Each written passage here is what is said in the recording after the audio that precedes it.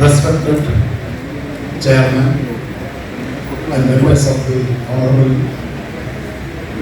Regulatory Commission, my dear audience, introduction മാത്രമേ ഉള്ളൂ. JDSPC domestic solar prosumers കമ്പനിക്ക് പ്രതിനിധാനം ചെയ്തുകൊണ്ടാണ് ഇന്ന് കമ്മീഷന് മുമ്പിൽ നിൽക്കുന്നത്.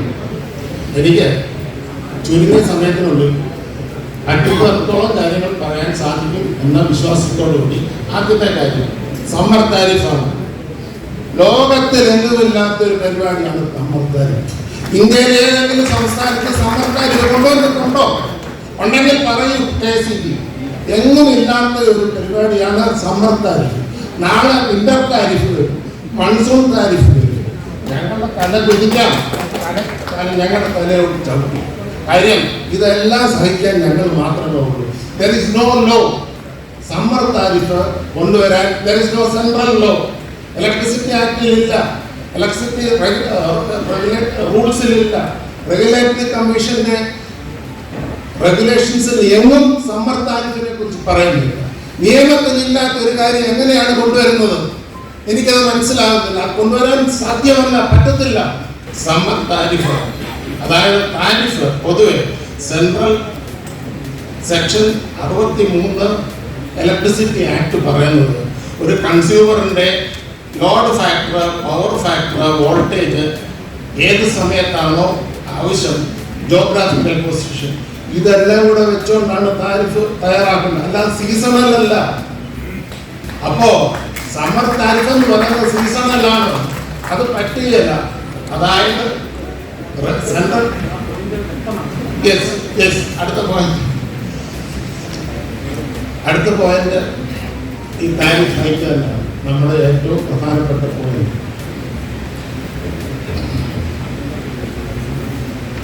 ഈ നിരക്ക് വർധന ഇപ്പോൾ വരാൻ കാരണം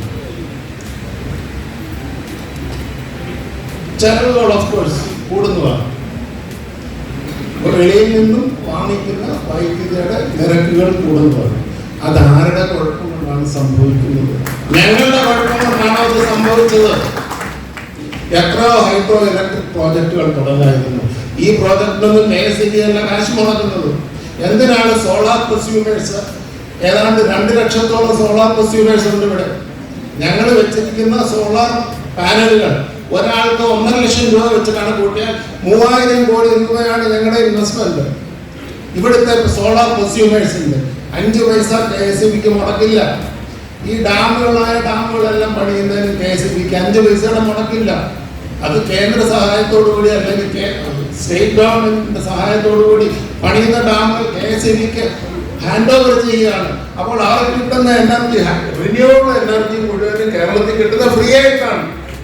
11.4 അതായത് 10 കിലോവാട്ടിൽ താഴെ വരും എല്ലാ സോളാർ പ്രൊസ്യൂമേഴ്സിനും നെറ്റ് മീറ്ററിംഗ് ആയിരിക്കണം.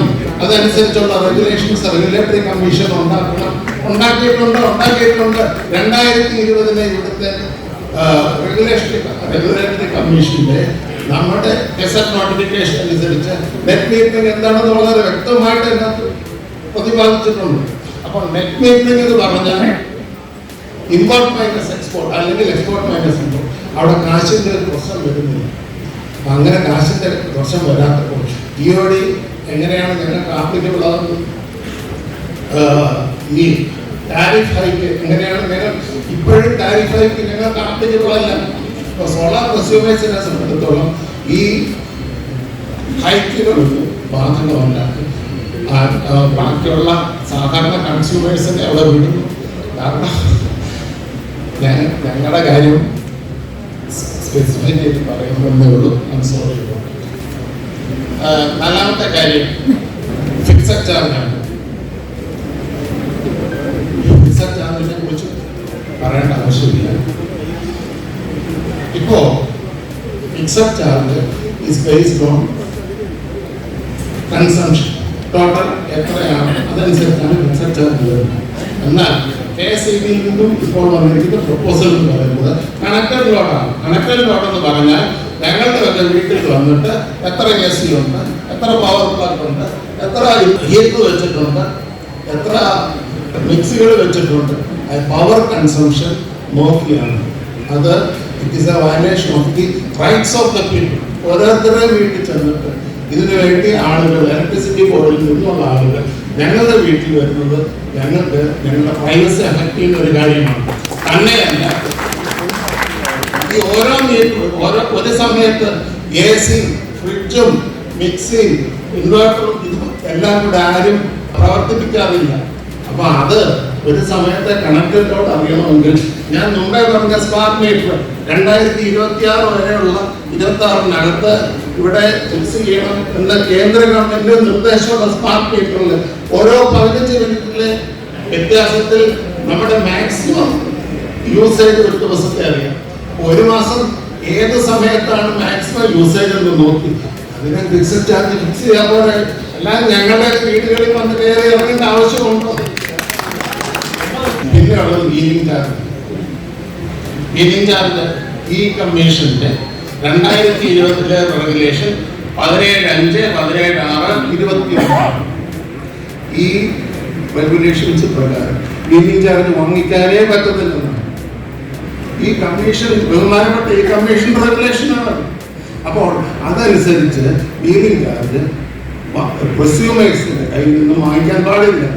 വീലിംഗ് ചാർജ് അതായത് ഇപ്പോഴത്തെ ഒരു ചെറിയ, നേരത്തെ KCB നിന്ന് അത് പറഞ്ഞു, നോർത്ത് ഇന്ത്യയിൽ നിന്ന് ഒരു യൂണിറ്റ് കൊടുക്കാൻ 70 പൈസയാവുന്നുള്ളൂ. എൻ്റെ അടുത്ത വീട്ടിൽ, എൻ്റെ വീട് അതിനടുത്ത് തന്നെ എൻ്റെ വീട്, ആ വീട്ടിലോട്ട് എൻ്റെ വീട്ടിൽ നിന്ന് സോണാറിലോട്ട് അത് വീൽ ചെയ്യണമെങ്കിൽ 2.45 പൈസയാണ്. അപ്പൊ ഡൽഹിയിൽ ഇവിടെ വരുന്നതിനെക്കാട്ടി ദൂരമാണോ എൻ്റെ വീട്ടിന്റെ തൊട്ടങ്ങേ വയറ് വലിച്ചാൽ അത്രയും ദൂരത്തെ വീലിംഗ് ചാർജ് 2.45 പൈസ? അത് അന്യായമായിട്ടുള്ള കാര്യമാണ്. അത് പിൻവലിക്കുന്നത്. അതുകൊണ്ട്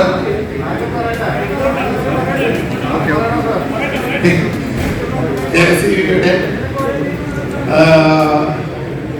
പ്രപ്പോസൽസ് ഞാൻ പറഞ്ഞ പോയിന്റ്സ് കൺസിഡർ ചെയ്തു അപ്രോപ്രിയേറ്റ് ആയിട്ടുള്ള ഓർഡർ പാസ്സാക്കുമെന്ന് താഴ്മയായിട്ട് അപേക്ഷിക്കുന്നു. ഞാൻ എൻ്റെ return representation secretary Prashant Arunni, oil recycle association.